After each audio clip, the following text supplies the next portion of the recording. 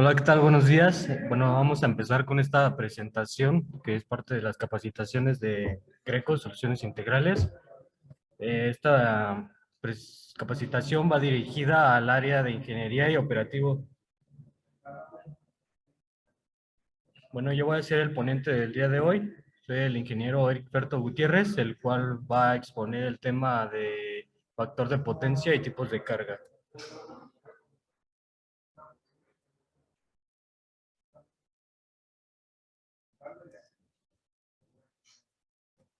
Primeramente vamos a empezar a ver un concepto básico que es el concepto de qué es el factor de potencia.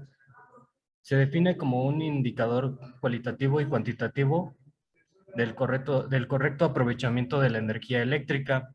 También podemos decir que es un término utilizado para describir la cantidad de energía eléctrica que se ha convertido en trabajo. Como el factor de potencia cambia de acuerdo al consumo y tipo de carga, definiremos algunos conceptos para expresar matemáticamente el factor de potencia. Empezaremos con ver cuáles son los tipos de carga.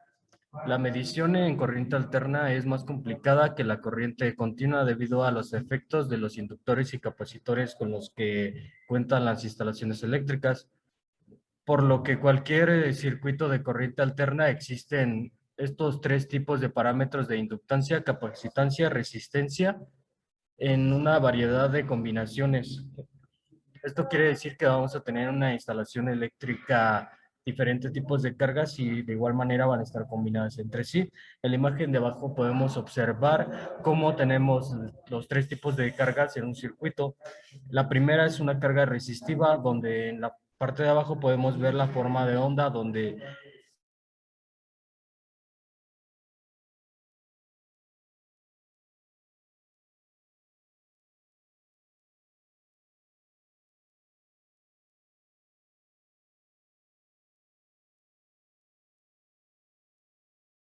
con respecto a la corriente conforme a la tensión y de igual manera en una carga capacitiva tenemos que la corriente va adelantada conforme a la tensión.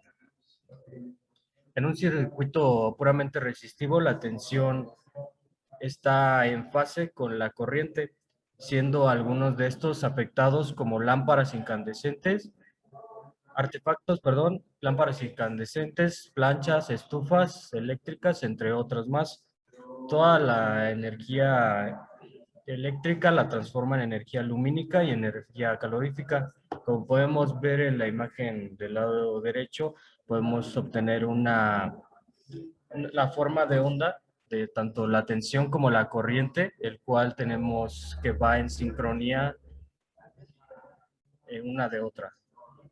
Para esto también tenemos el diagrama vectorial de una carga resistiva en el que podemos ver los dos vectores, tanto de la corriente como de la tensión, que van en la misma dirección, pero sin un ángulo de desplazamiento, ya sea eh, de 90 grados en adelanto o 90 grados en atraso.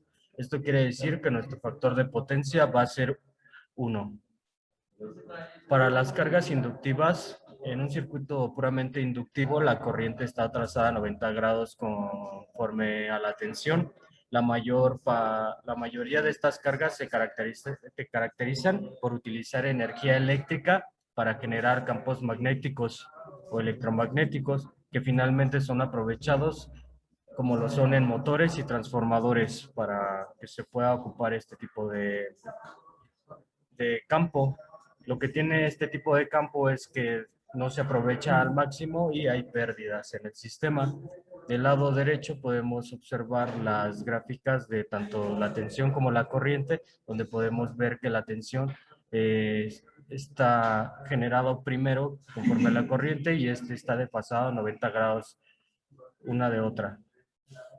Tenemos el diagrama vectorial, que es de parte de una carga inductiva, en el cual podemos observar los dos vectores, tanto de voltaje como de corriente, y un ángulo de desfasamiento entre ellas.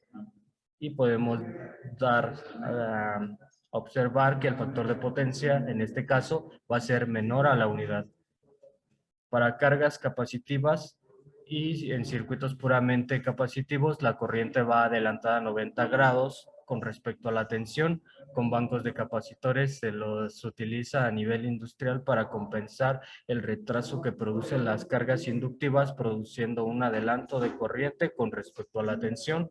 Como podemos observar en la gráfica, cuando tenemos una carga puramente capacitiva, tenemos la forma senoidal de la tensión y de la corriente, y podemos observar cómo va o se genera primero la corriente, la forma de la forma de la onda de la corriente conforme a la de la tensión. En su respectiva eh, representaciones vectoriales tenemos de igual manera los dos vectores de la corriente y tensión de una carga capacitiva, en el que podemos observar cómo hay un ángulo de desfasamiento entre ellas, y de igual manera el factor de potencia va a ser menor a 1. Para definir otro concepto que tenemos que definir es qué es potencia. La potencia se va a definir como la capacidad para efectuar un trabajo, en otras palabras, como la razón de transformación, variación o transferencia de energía por unidad de tiempo. Vamos a tener tres tipos de potencia. La primera de ellas va a ser la potencia activa. Los diferentes dispositivos eléctricos convierten energía eléctrica en otras formas de energía, como lo son mecánica, lumínica, térmica, química, entre otras. Esta energía corresponde a la energía útil o potencia activa, o simplemente potencia expresada en watts. En la parte de abajo podemos observar la fórmula con la cual podemos calcular esta potencia. Para la potencia reactiva, los motores, transformadores en general, todos dispositivos eléctricos hacen uso del efecto del campo electromagnético. Requieren potencia activa para efectuar un trabajo útil, mientras que la potencia reactiva es utilizada para generar un campo magnético. Almacenaje de campo eléctrico entre sí que no produce ningún trabajo. La potencia reactiva está a 90 grados de pasada, como ya lo vimos, con respecto a la potencia activa. Esta potencia es expresada en volts amperes reactivos. Y la fórmula para poder calcular este tipo de potencia la podemos observar en la parte de abajo.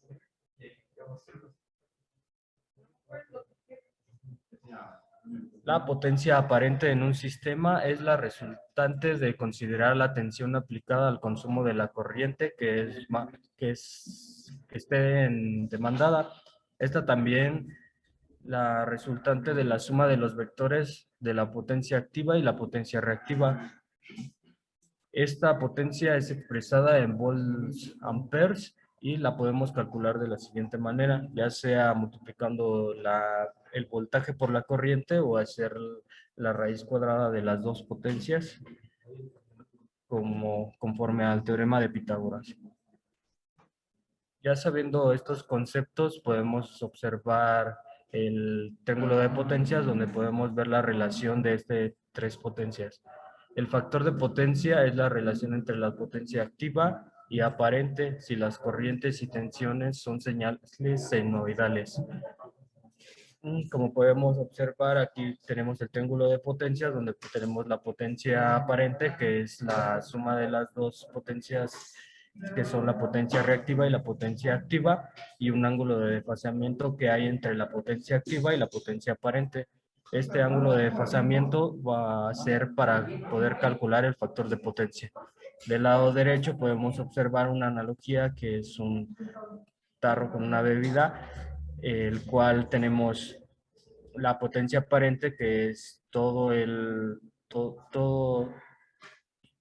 la representación del líquido que está dentro del tarro, y la potencia activa es la que realmente se convierte en líquido, y la potencia reactiva es la energía desperdiciada, en este caso la espuma. Como ya hemos mencionado que que el factor de potencia es la relación entre la potencia activa y la potencia aparente, tenemos esta representación matemática donde vemos por qué el factor de potencia es igual al coseno de phi.